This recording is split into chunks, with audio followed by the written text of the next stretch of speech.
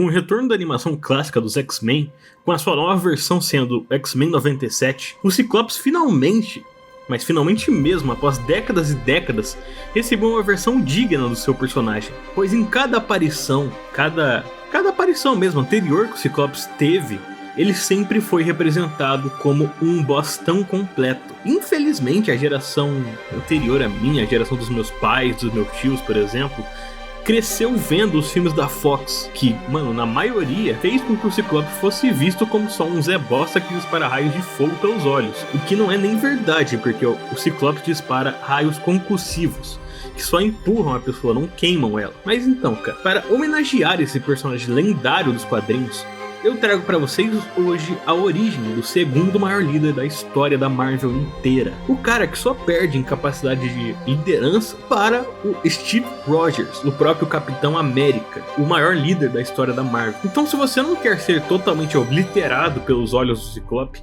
já desce aí embaixo, se inscreve no canal e também dispara seus raios oculares no botão de like. Assim você vai estar me ajudando muito mesmo, você não tem noção do que 2 segundos da sua vida fazem pra me ajudar. E bora lá, vem comigo conhecer a origem do maior líder mutante da história da Marvel.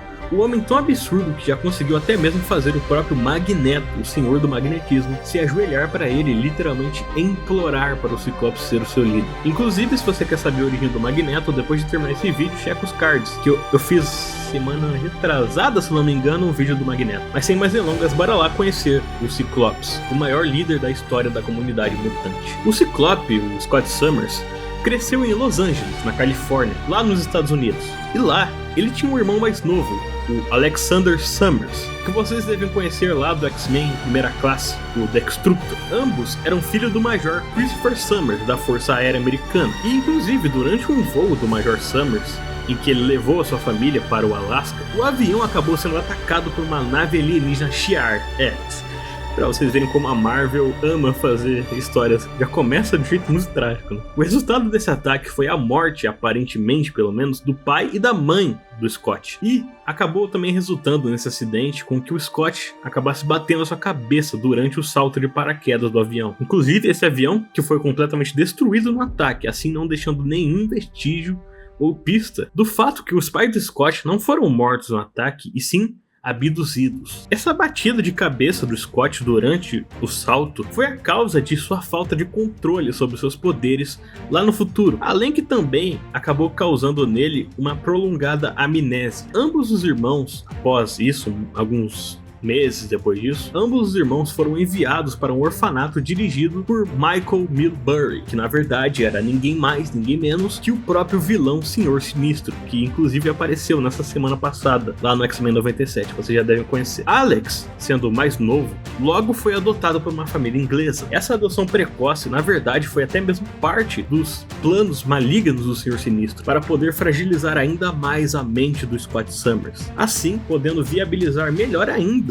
a sua contínua experimentação sobre o garoto. No orfanato, o Senhor Sinistro foi quem forneceu ao Scott os seus famosos óculos de quartzo rubi, antes mesmo dele despertar os seus poderes. Constantes dores de cabeça e problemas de vista que o Scott tinha naquela época foram a desculpa perfeita para criar essa precaução extra para os poderes do Scott. O despertar dos seus poderes contribuiu ainda mais para o desenvolvimento da personalidade do Scott. Essa mistura de solidão, trauma e as manipulações do Sinistro fez com que ele desenvolvesse uma grande retração e autocontrole emocional muito grande. Ele ficou muito, mas muito frio mesmo. Inclusive, quando ele conheceu o professor Charles Xavier, o Scott estava em companhia, ele estava fazendo parte de um grupo criminoso, mas principalmente em dupla com um criminoso chamado Jack Winters, sendo inclusive o próprio Charles Xavier quem o livrou dessa parceria infeliz. Assim, o Scott finalmente se tornou um dos primeiros alunos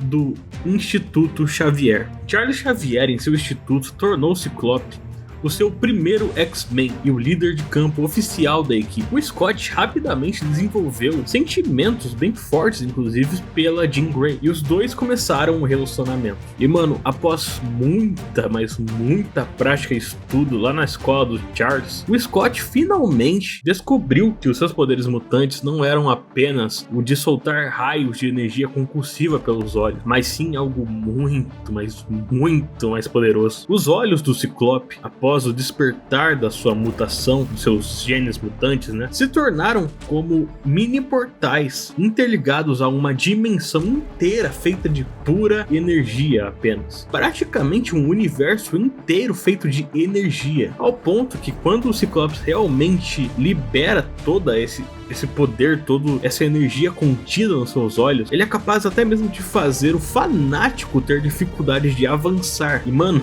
pra quem não sabe, isso é um feito absurdo dentro dos quadrinhos, porque na Marvel, quando o Juggernaut, o fanático, está em movimento, quando ele tá seguindo pra frente, graças ao Cyttorak, a entidade cósmica mística que dá os seus poderes, ele se torna praticamente imparável, virtualmente imparável. Essa é literalmente a descrição dele. Nem seres como o Hulk ou o Thor, na sua forma base pelo menos, tem força o bastante para sequer segurar ele quando ele tá se mexendo. Mas, com a pura energia dos olhos do Scott, ele já foi capaz desse feito incrível. Para vocês verem quão absurdo é o potencial destrutivo do Ciclope. De cabeça que, na verdade, o maior feito que eu consigo me lembrar do Ciclope foi quando ele conseguiu destruir a armadura do Apocalipse. Vocês não devem achar que é nada demais, né? Mas, mano, isso nem mesmo o Rei dos Inumanos, com a sua voz, conseguiu. E, cara, pra quem não sabe, o Raio Negro, o Rei dos Inumanos, né, é considerado por muitos, mas muitos mesmo, como o personagem com mais poder destrutível de toda a Terra. Por alguns, inclusive, ele é considerado até o mais poderoso da Terra, já que com um grito ele já foi capaz de matar dezenas de celestiais de uma vez só, e até mesmo destruir planetas inteiros. Mas mesmo assim, esse cara não conseguiu destruir a armadura do Apocalipse, que era inclusive feita com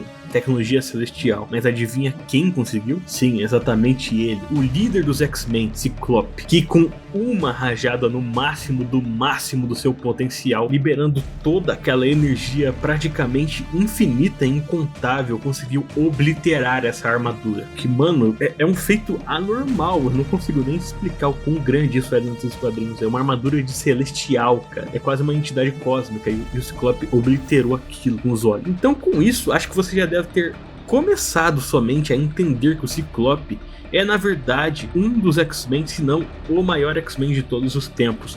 E ele não é só um cara que dispara raiozinho do olho, não, e sim um dos mutantes mais habilidosos de toda a Marvel, tendo talvez o com mais treinamento e maestria em como realmente usar os seus poderes. Então, sendo assim, eu espero que eu tenha te entretido e já agradeço desde já pelo seu apoio. E que você fique sabendo também que eu posso falar sobre literalmente qualquer tema geek que você imaginar. Tem de tudo aqui no canal. Eu tô mais focando nessas semanas em X-Men porque eu realmente tô amando a série e porque pelo jeito vocês estão gostando, né? Mas fiquem à vontade para recomendar outros temas que você quer ver aqui no canal. Dá uma checada na aba de playlist aqui do canal e vai lá maratonar todos os seus assuntos mais queridos por nós nerds aqui no Mundo Nerd. Então que Deus abençoe a todos vocês e até a próxima.